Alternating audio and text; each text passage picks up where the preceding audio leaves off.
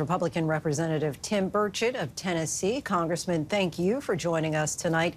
Your colleagues in the House had moved to try to impeach Secretary of Homeland Security Alejandro Mayorkas over his handling of the border crisis. As we've reported, that vote has failed. Is this push to impeach the Homeland Secretary over at this point? I'm sorry, ma'am, you cut out on me. What did you say? Sure. So we understand that it's failed at this point. I'm curious, if this is over or something that you feel like will be voted on again? I think it'll come back up. You had one flip there at the end, I believe Congressman Murphy, just so he could call it back up. There's one or two in play. I think when people go home and listen to their constituents, though, they understand the frustration with Secretary Mayorkas. I mean, he's told us the border is secure, ma'am. And the border, nobody thinks the border is secure unless you're an anarchist. There's no shape, form, or fashion in anything that he's said that has been truthful.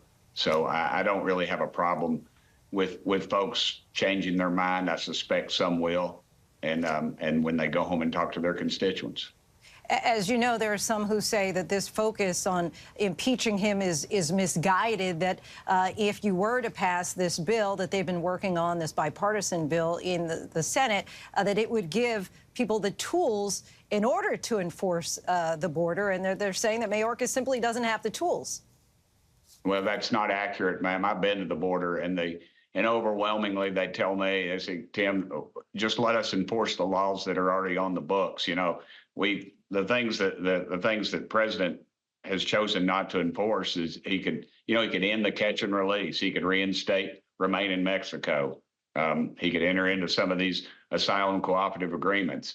This bill, though, that's coming over from the Senate, $118 billion. It's a Ukraine bill, ma'am. $60 billion for this. Seems like it's a never-ending war in Ukraine. I just don't buy that. 5,000 a day is when it sets off the trigger. So if 4,999 come across, that's okay. You're legalizing an illegal activity, and to me, that's not sound law. Congressman, I guess my question about this bill is why say, look, we won't even accept this. This is dead on arrival, rather than say, hey, you know what? Let's have a conversation about the potential for compromise that maybe we would consider.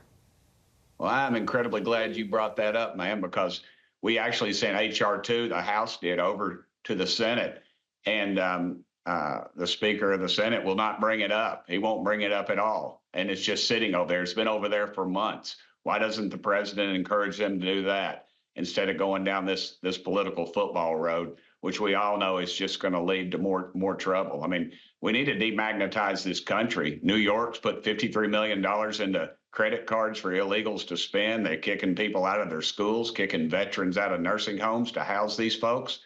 You know, that right is wrong and left is right and up is down. This is not the way America should be run. The president can end a lot of these things just with the stroke of a pen, but he chooses not to. The House GOP has passed different border legislation without a single Democratic vote. In the Senate, one of the most conservative members, Ray Lankford, worked for months to get the first meaningful bipartisan border legislation in years. Today, he said, we can't keep doing this. We've got to find ways to stop the chaos that's happening on our southern border. Since it is a divided government, are there specific members in the House on the other side of the aisle you would work with in order to try to come up with a compromise?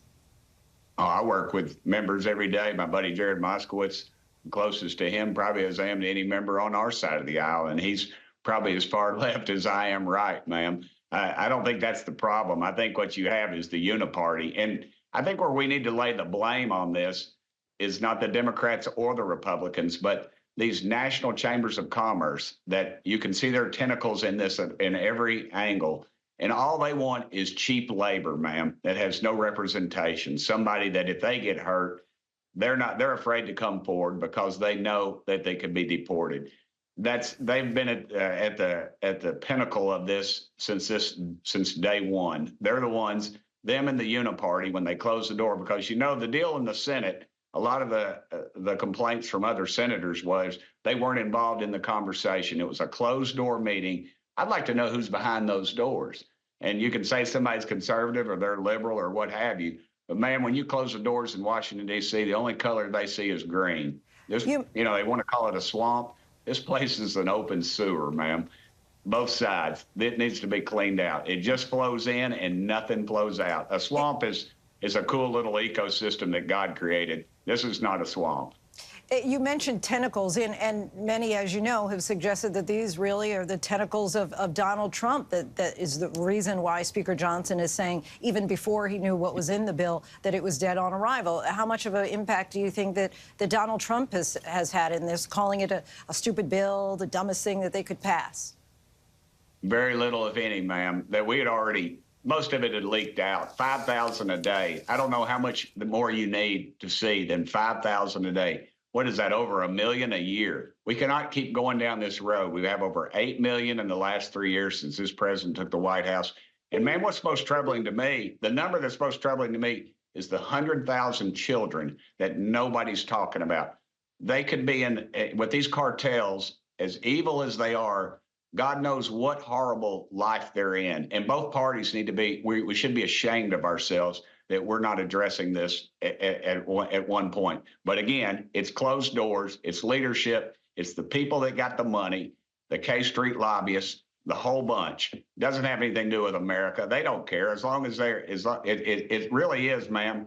It's portfolios over people. And that's exactly what's going on right here. Portfolios over people. Representative Tim Burchett, we thank you so much for your time. Thank you, ma'am. Hi, everyone. George Stephanopoulos here. Thanks for checking out the ABC News YouTube channel. If you'd like to get more videos, show highlights, and watch live event coverage, click on the right over here to subscribe to our channel. And don't forget to download the ABC News app for breaking news alerts. Thanks for watching.